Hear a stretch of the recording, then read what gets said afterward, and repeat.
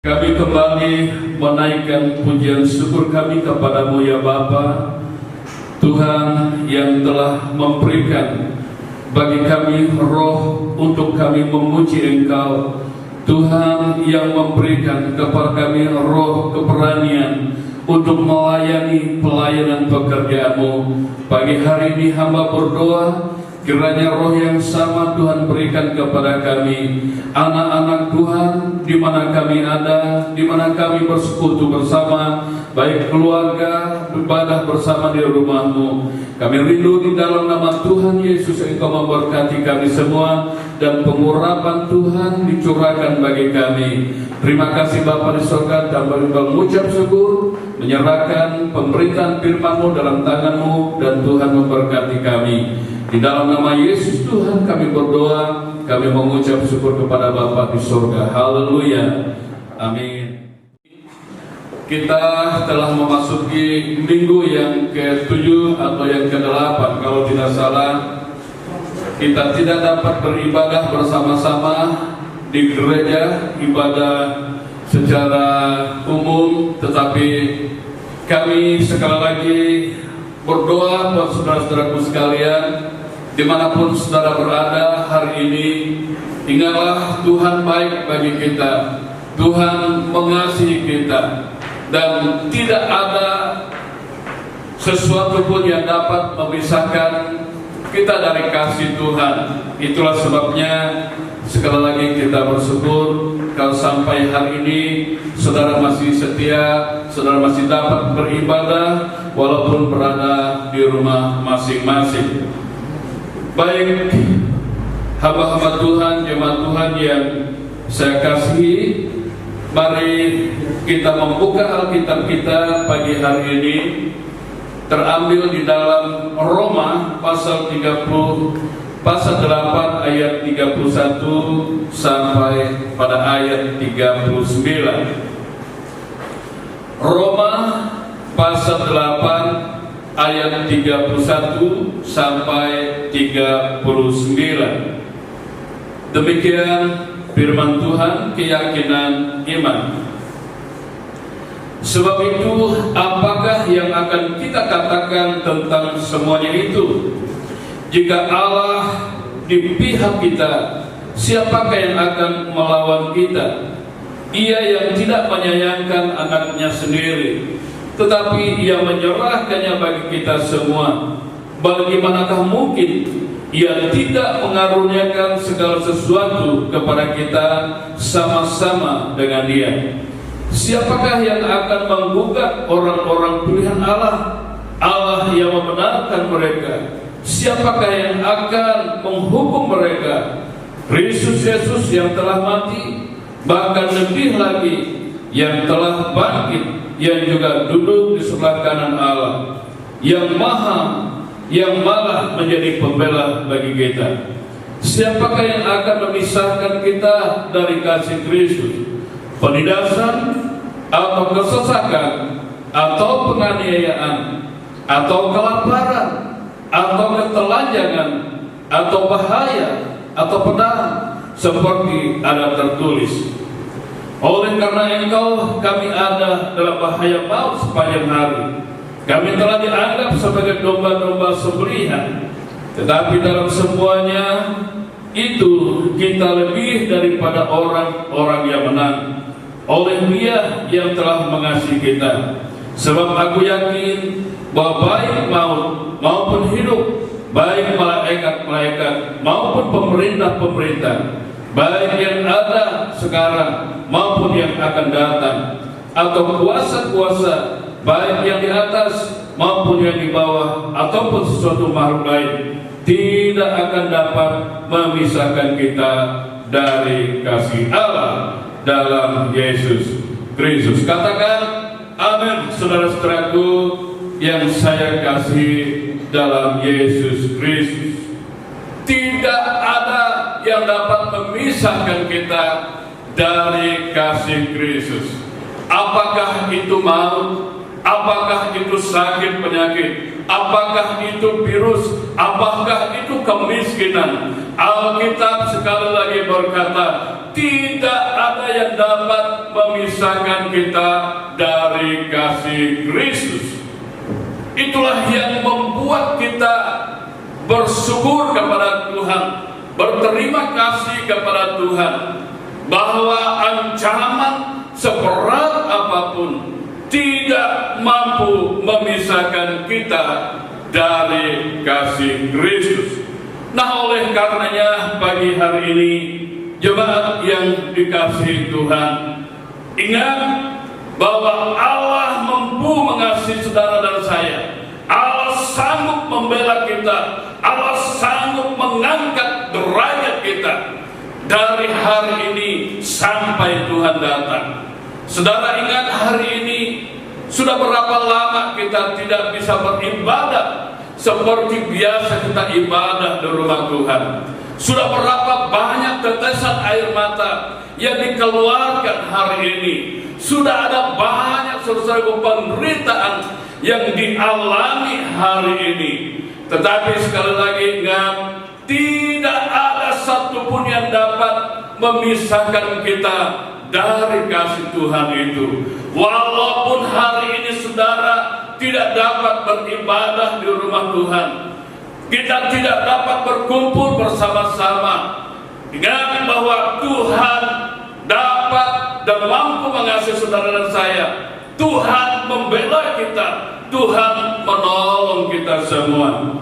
Oleh karena itu, di saat saya masih kira-kira SD, SMP lah kira-kira begitu, ada beberapa pelajaran yang memang saya tidak sukai, sehingga nilai diumumkan, ada yang mendapat nilai 5, lalu kemudian saya merasa takut, saya merasa malu ketika kalau diumumkan nilai itu nilai 5. Saudara, saya merasa takut. Kenapa saya merasa takut? Karena kemungkinan saya dianggap anak yang paling bodoh di sekolah itu. Oleh karena itulah saya berupaya untuk menghindar. Saya berupaya untuk tidak menghadirkan diri dalam pendidikan, dalam mata pelajaran yang saya takuti itu. Nah, saudara-saudaraku sekalian yang saya kasih di dalam Yesus Kristus, barangkali dalam skala yang berbeda, apa yang dialami oleh Petrus ketika ia berada bersama-sama Yesus Kristus. Dalam skala yang berbeda, Petrus mengatakan, waktu Yesus berada di prioritas puncak popularitas yang tertinggi, Petrus mengatakan, aku membela, aku siap, aku berkata, aku adalah Yesus adalah Mesias. Ketika itu Yesus berada di popularitas tertinggi. Tetapi ketika Yesus menyerahkan diri untuk kemudian disalibkan, Petrus berbalik arah.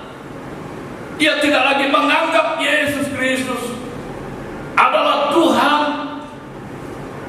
Malah ia ditanya, pura-pura tidak mengenal Yesus Kristus, pura-pura tidak tahu Yesus Kristus. Saudaraku, inilah yang berbahaya sesungguhnya bagi orang-orang percaya kepada Tuhan.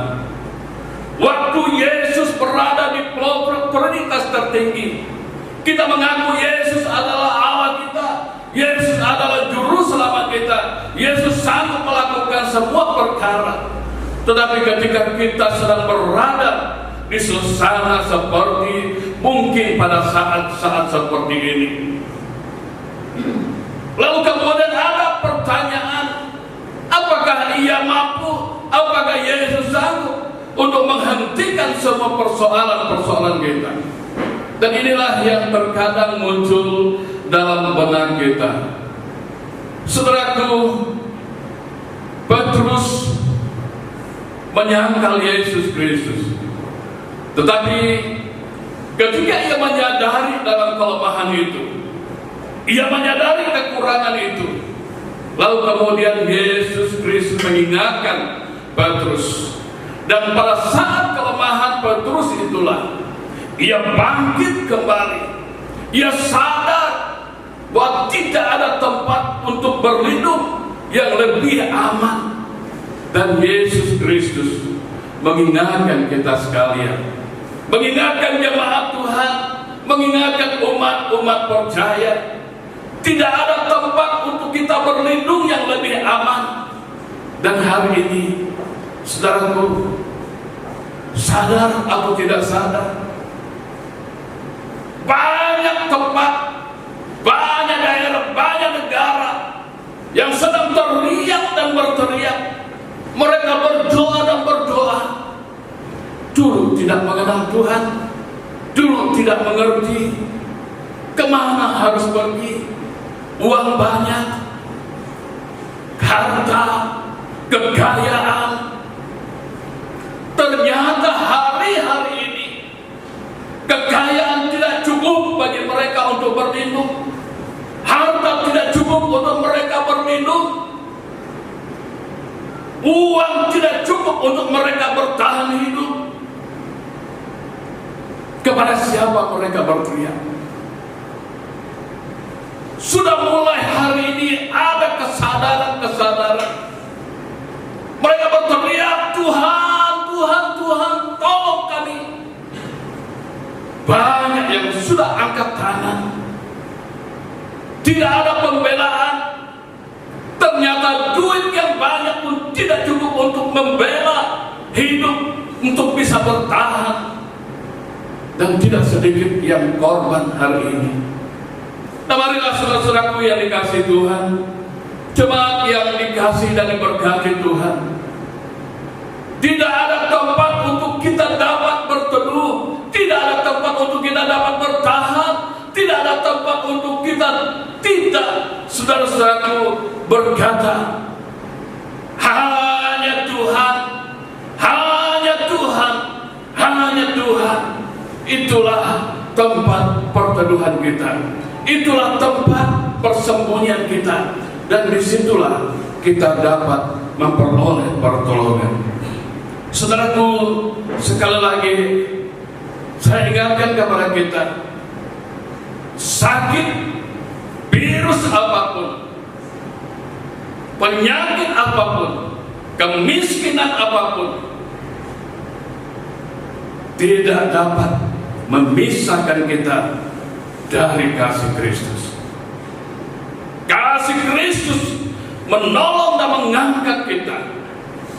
Dan itulah sebabnya Petrus, ia berteriak dan ia diberi kekuatan ketika ia menyadari ternyata tidak ada tempat untuk dia dapat bertahan.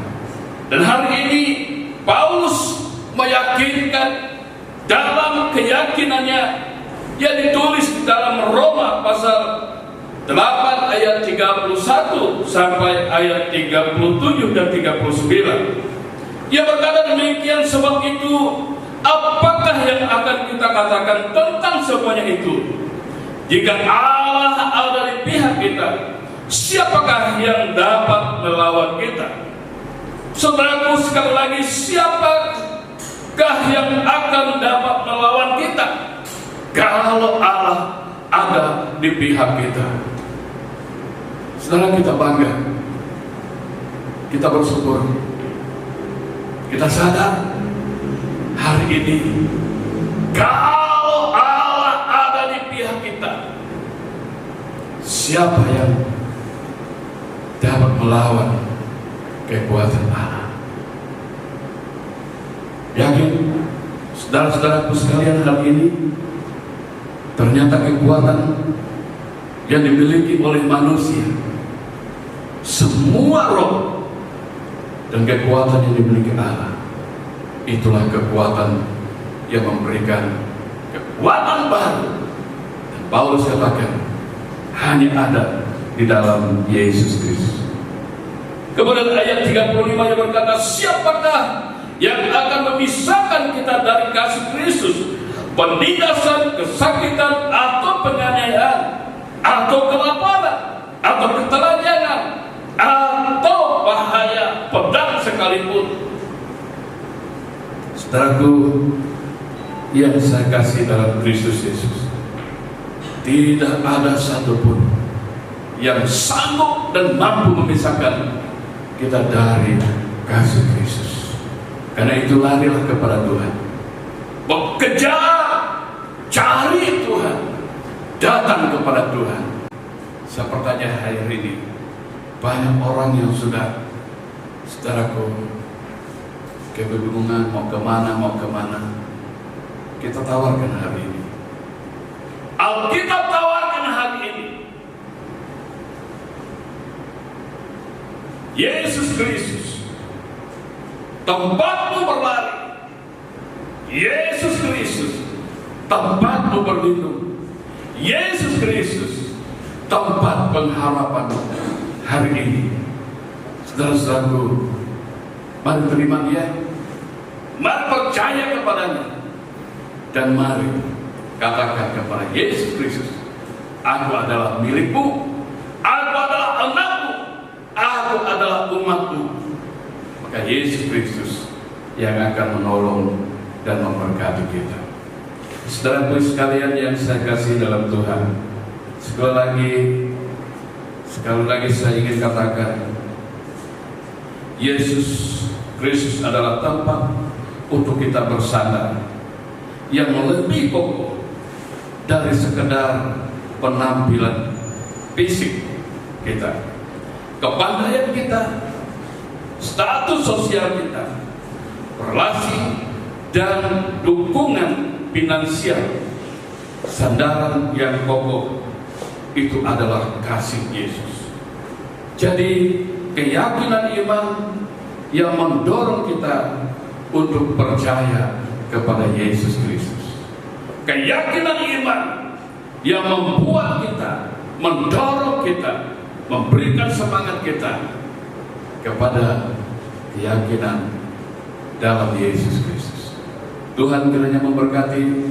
Sekali lagi, saudara-saudaraku sekalian yang dikasih Tuhan, percayalah, apapun yang kita sedang gumuli hari ini, percayalah apa yang sedang kita hadapi hari ini, yang terjadi hari-hari ini, ingat, tidak ada satupun yang dapat memisahkan kita dari kasih Kristus. Tuhan memberkati kita. Salam.